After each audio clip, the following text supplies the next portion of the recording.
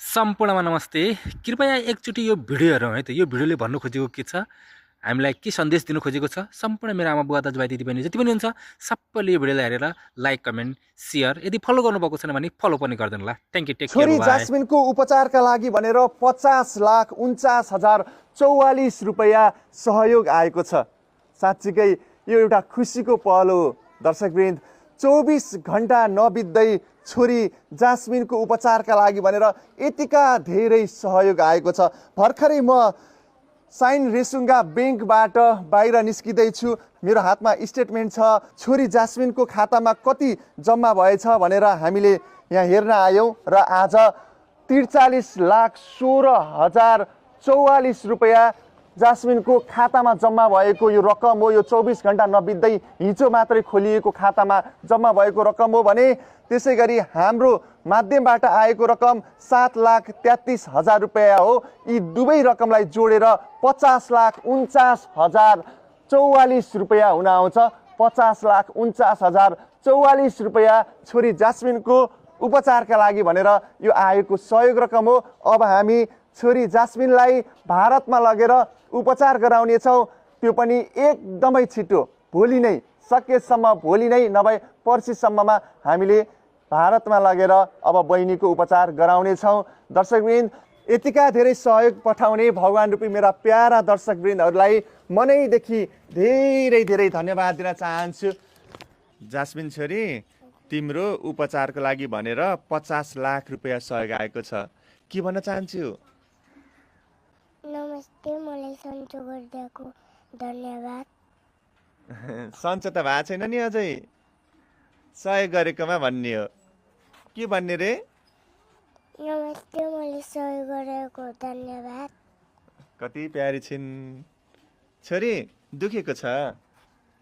कहाँ दुखेको छ? गालामा। गालामा? मेरो गालामा माया गरिदिनु अनि ठिक हुन्छ। ओहो कति प्यारी छोरी। अब तिम्रो उपचार हुन्छ। तिमीलाई उपचार गर्न भारत लिएर जान्छौँ है हामीले, है? जाने हो? उपचार गर्न जाने कि नै? जाने जाने रे।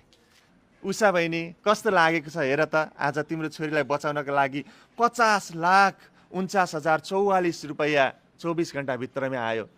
दर्शकहरूले यति धेरै दिल खोलेर सहयोग गरिदिनु भयो। कस्तो लागिरहेछ?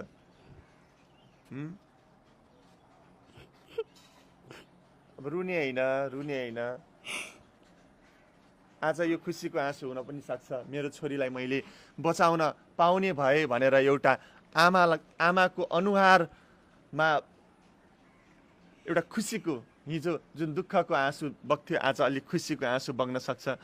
नानु, कस्तो लागिरहेको छ? मलाई एकदमै आफ्नो मनलाई सम्हालेर भन। दर्शकहरूलाई के भन्न चाहन्छौ? म उहाँहरूलाई धेरै धेरै धन्यवाद भन्न चाहन्छु। मैले सोचेको पनि छैन यत्रो रकम उठ्छ भनेर। मलाई अहिले आशा लागिरहेछ। म अहिले हिम्मतको साथ बोल्न चाहन्छु कि मेरो छोरी बाँचे भनेर। हामी बचाउँछौँ। धेरै खुसी लागिरहेछ। सबैभन्दा सबै उहाँहरूले माया गर्दा, सबैले सपोर्ट गरेर, सबैभन्दा तपाईँलाई बिन्ती गर्न चाहन्छु दाइ। अनि हामी त एउटा माध्यम बनेका छौँ। हामी कोही पनि होइन। हामी एउटा माध्यम बनेका छौँ। आज यो 50 लाख रुपैयाँ पठाउने भगवान रूपी दर्शकहरू महान हुनुहुन्छ। उहाँहरूलाई म यहाँदेखि मुरी धन्यवाद दिन चाहन्छु। भगवान रूपी दर्शकहरू जसले जास्मिन बहिनीको उपचारका लागि भनेर सहयोग पठाउनु भएको छ। 50 रुपैयाँ, 5 रुपैयाँदेखि हजारौँ लाखौँ रुपैयाँ जसले सहयोग पठाउनु भएको छ। तपाईँहरू सबैलाई मनैदेखि धेरै धेरै धन्यवाद। र मैले पठाएको सहयोग सम्बन्धित ठाउँमा पुग्यो भनेर खुसी व्यक्त गर्नुहोला।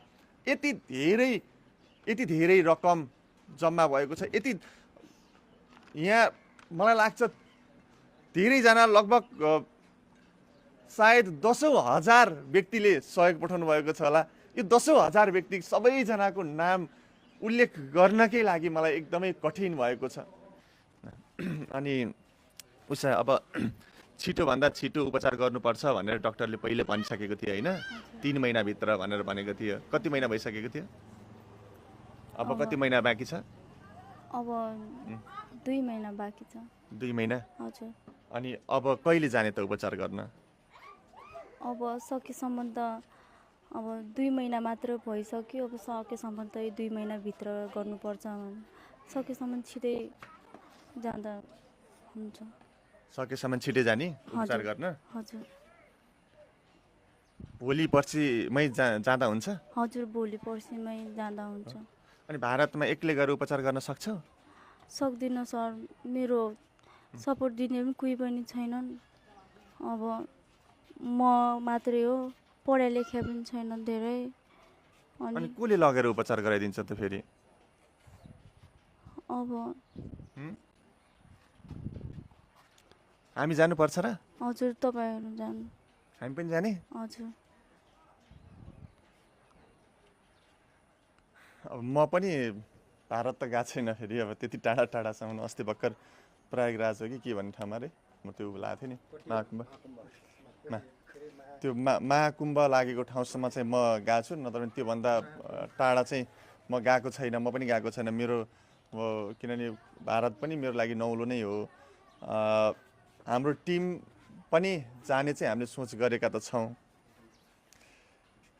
अब बहिनीलाई पनि अप्ठ्यारो हुने रहेछ, बहिनीको फेरि अघि पछाडि पनि कोही पनि हुनुहुन्न अरे भन्ने कुरा पनि आयो होइन। ठिक छ, अब हामी जान्छौँ है। हजुर, धन्यवाद। खुसी छौ अब? खुसी छ? हजुर, धेरै खुसी छु। मनमा डर छ कि छैन, अब छोरी बचाउन सकेला कि नसकेला भन्ने के छ, के लागिरहेछ? मलाई अहिले डर छैन, किनभने मेरो दिदी बहिनी भाइहरू दाइहरू यति धेरै सपोर्ट गर्नुभएको छ। अझै मनदेखि अझै हौसला बढेको छ। आज लाखौँ लाख नेपालीहरूले माया गर्नुभएको छ नि त होइन? हजुर, धेरै माया गर्नुभएको छ। साथमा श्रीमान नभएर के भएर? मैले योभन्दा अगाडि एउटा चिज भनेको थिएँ नि तिमीलाई, याद छ?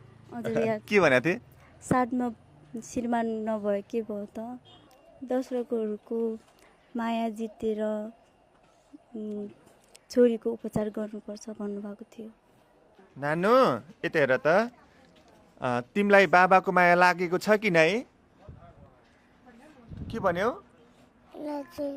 अलि जोडले भन त। ला छैन? किन? अर्को बिहा गरेर जानुभएको छ। अर्को बिहा गरेर जानुभएको छ? अर्को बिहा गरेर गएको भएर लागे छैन? बाबा आउनुभयो भने के भन्छु त? म तपाईँसँग जान्नु भन्छु। बाबासँग जान्न भन्छौ?